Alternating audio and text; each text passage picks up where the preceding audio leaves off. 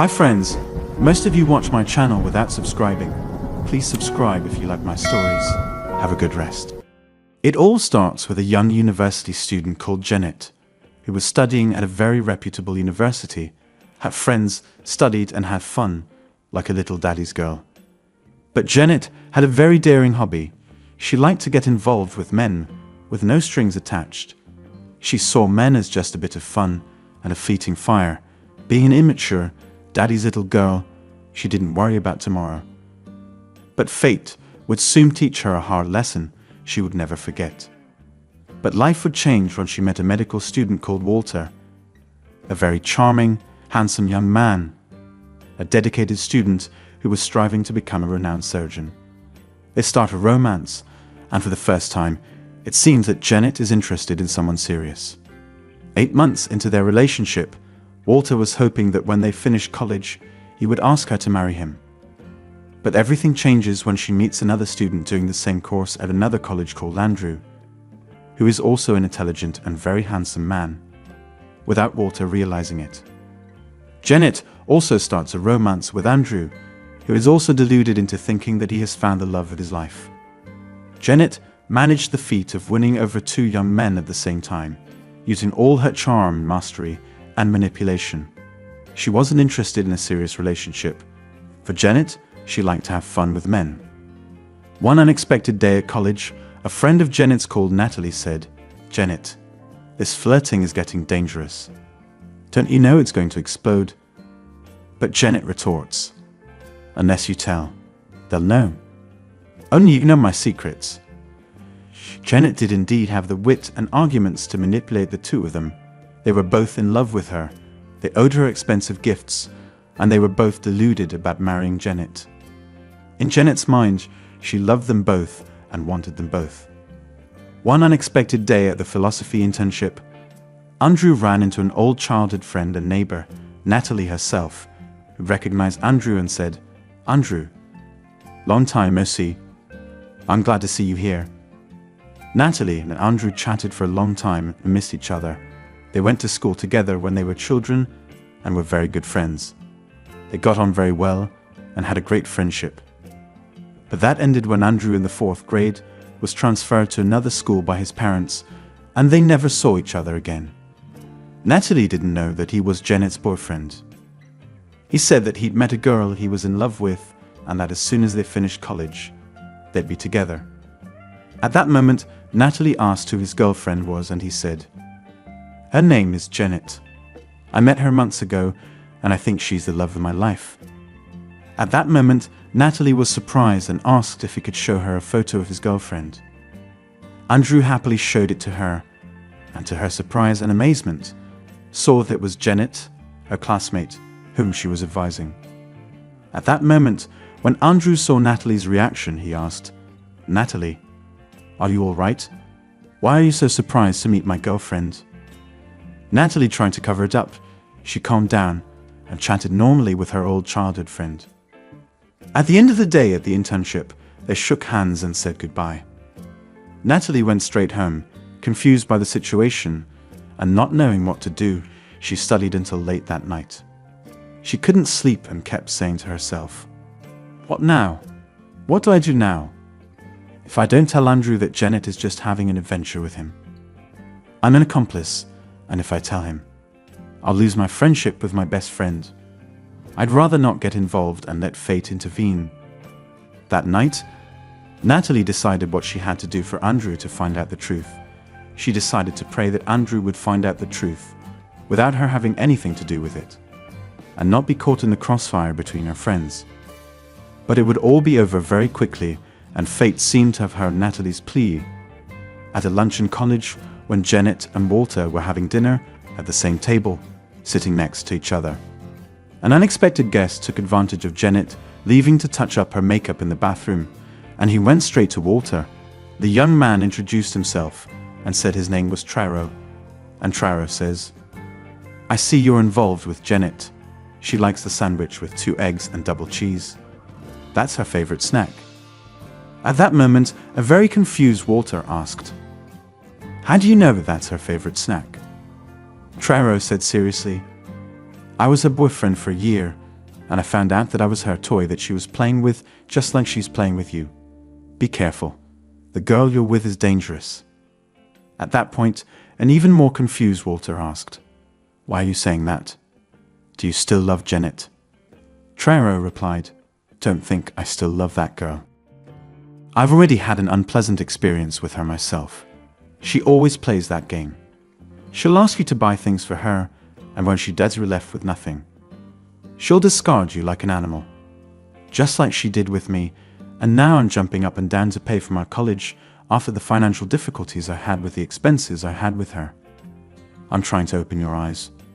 Boy, keep your eyes open. Don't let Janet manipulate you like a puppet on a string." Just then Janet arrived and said to Traero, "What are you doing here? We broke up a long time ago, and I don't love you anymore. You should understand that there's nothing between us anymore." And Traero retorted Janet, "Don't worry, my dear ex. I was just wishing you good luck. I hope you don't have as much fun with this guy as you did with me, because you just make boys a game of chess. Goodbye." Traero turned and walked away, and Janet said to Walter, "Don't worry about what he said. It's just an ex-boyfriend's tantrum. You mustn't listen to gossip." Walter said at that moment that everything was fine, and that he didn't believe anything Traero had said. But Traero's words stuck in his mind, and he thought about it. It was at that moment that the waitress who was serving the table introduced herself and wanted to know what their order was, at which point Walter took advantage and said to the girl, "A sandwich with 2 eggs and double cheese." At that moment, Janet smiled and said, "Wow, that's my favorite. I'll have it too. A sandwich with 2 eggs and double cheese for me too. Thanks." And that's when Walter really began to distrust Janet. But he was very much in love with her and believed that deep down it was a coincidence and that it was no big deal. But as time went by, Janet started asking both Walter and Andrew to buy her things like presents and jewelry. She accumulated them all and saw them as her trophies. In fact, Janet knew how to take advantage and had a very strong manipulative game. Her intelligence and wit were incredible. But all that was to change one day when Walter went to Janet's internship to surprise her, and on the street in a cab, Walter saw Janet and Andrew walking hand in hand, and further on, he saw them hugging and kissing. This was practically the trigger for Walter to become indignant. The medical student saw that Traero had told the truth. It was then that he decided to look for Traero and found out where the boy lived. When Walter visited Traero, he said, "Everything you said was true. All Janet does is have fun with men and make us look like clowns. How foolish I was to believe in this woman and think that she loved me. I wanted to get married and start a family with her." And Traero replied to Andrew, "And you don't think I wanted the same thing? It was only when I found out about her double behavior that I got out of it. You were right to come to me." And Traero asked for more information, and together they shook hands and decided to join forces to teach Janet a hard time. They then went to find Andrew and explained everything to him. Andrew didn't believe what they were saying, and Walter said, "I know it's hard what we're saying, but this is the truth." And Traero adds, "You want proof? Look." And the two of them showed photos and videos of Janet with different men, and also letters that they had both exchanged with her.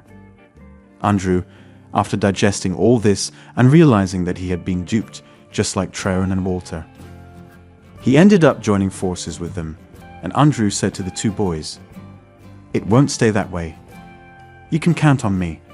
Let's join forces and teach that woman a lesson she'll never forget. We're in this together." The three decided to teach Janet a lesson she will never forget. After a week, Walter asks Janet out on a date, and they go to an upscale restaurant where everything is on you. And Janet says, "It's all so beautiful, my love." And Walter replied, "You have no idea what a surprise we have for you. You will like it. Close your eyes and count to 10 very slowly. You'll love the surprise I have for you." Janet closed her eyes, and after she finished counting, she heard Andrew's voice saying, "Now you can open your beautiful eyes, my dear." And seeing the three of them in front of her, Janet was stunned and froze at the sight of the three boys right in front of her, at which point Triro said, "Your game and your cheap fun with our faces ends here. Darling, did you think you'd be playing with us? You were wrong." And Walter adds with a sarcastic smile, "That's the end of us. Darling, find another circus clown to entertain, because I won't be part of your act anymore."